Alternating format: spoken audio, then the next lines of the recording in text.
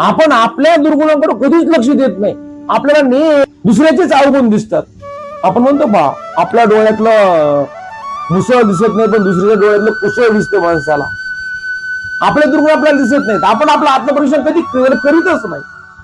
अरे आपण जर आपलं आत्मपरीक्षण केलं ना तर आपल्याला आपल्यामध्ये दुर्गुण सापडतील आणि ते दुर्गुण जर आपण दूर केले तर आपण एक चांगलं व्यक्तिमत्व बनवू शकतो.